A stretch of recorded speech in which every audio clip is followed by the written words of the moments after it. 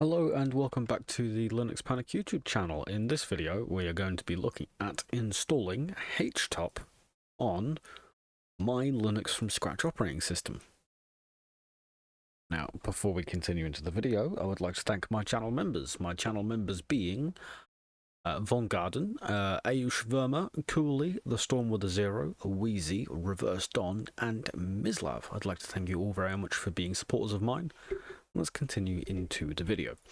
Now you're probably wondering, well, Nick, why do you want to install HTOP on your Linux from scratch system? Well, this is the most that I have in terms of performance monitoring at this moment in time. Now, if you're a long-time viewer of mine, you know I do this, and if you watch the streams, you know I do this as well. So, a few things we need to do first. Now, as we can see, we're in the root directory, and we want to leave here, list what's here, and as we can see here, home. So let's just cd home and create a new file here. So we actually want to download a file.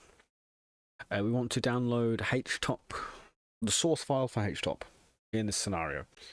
Now, I'll leave a link to this in the description. I'll leave a link to the main release page for HTOP. But in this case, we're just going to be downloading HTOP 3.2.2.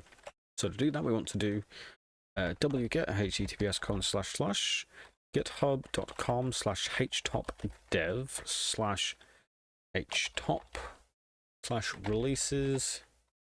If I can spell releases correctly, releases/3.2.2/HTOP-3.2.2.tar.xz. What let's do is now download it. As we can see here, we have this. We have our neofetch, as well as something 7.1.0.tar neofetch. There we go. But what we now want to do is want to do tar.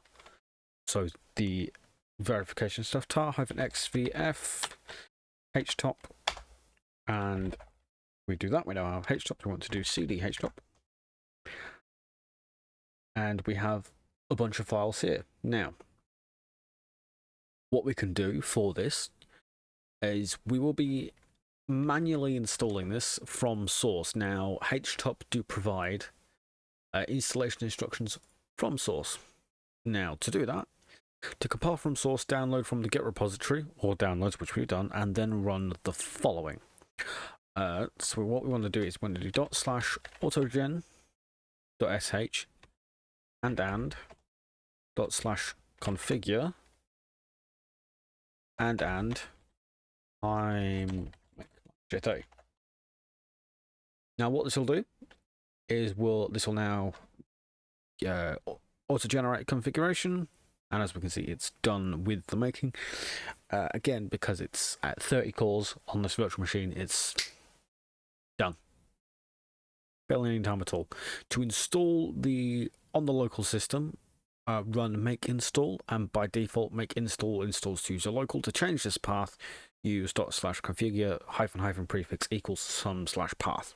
But in this case, because we just want to install it in a default place, what we will do is we'll just do time make install, and if we run HTOP,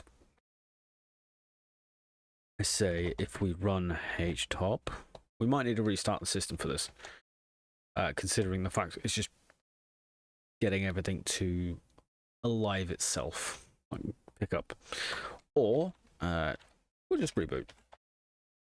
We'll give this a reboot. I still need to kernel panic. It beat me to the sorry, I've just blinded you.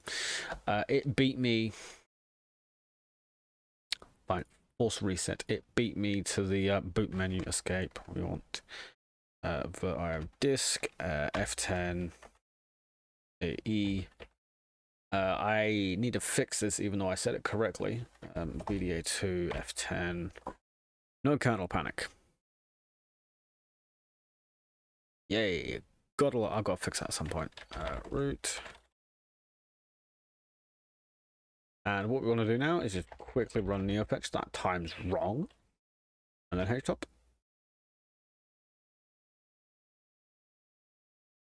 as we can see here, we now actually have access to all the information. Now, what we can see here is that core 13 appears to be updating every time we hit enter. And we're going to see all of the bits. So again, this is top, not HTOP. But for some reason, I'm not quite too sure why, HTOP does not appear to be working.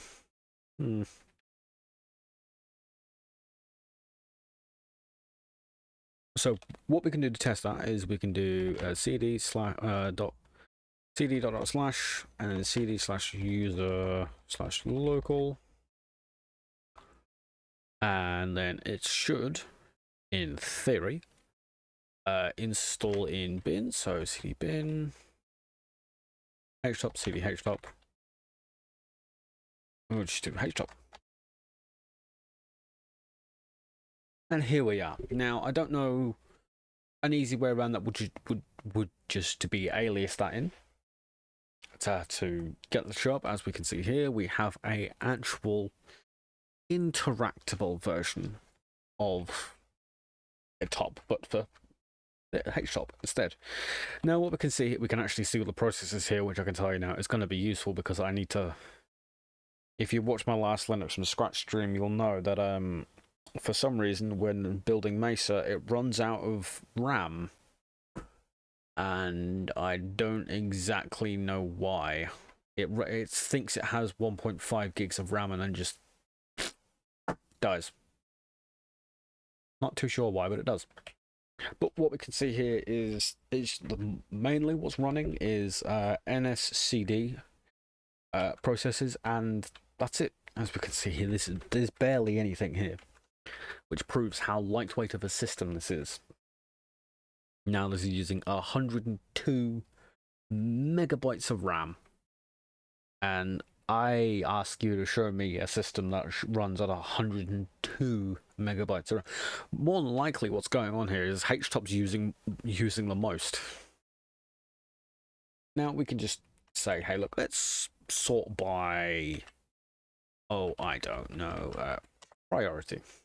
And as we can see, or PID, as we can see here, we can just have a look at them all. It's 550 all the way back up to 1, HTOP being 550. And as we can see here, HTOP's the thing that's using the most CPU, which I find hilarious. Again, we can sort by percent of CPU, and in this case, it would be once again HTOP. Again, hilarity. And just small stuff like that. It's hilarious. It really is. Now, of course, we can filter and search, or we can go through the setup process and actually change how things look.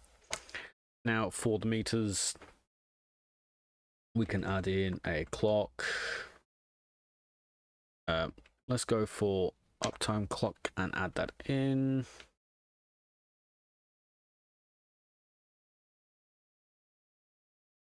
Tell you what, we'll get rid of that. Actually, we'll just delete that one. We've got uptime. We'll get rid of. Yeah, we'll add in a regular clock and swap it there.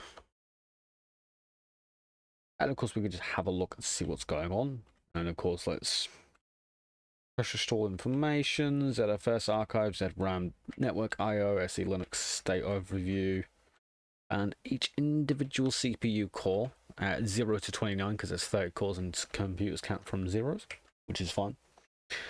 And then we'll just go, because we can.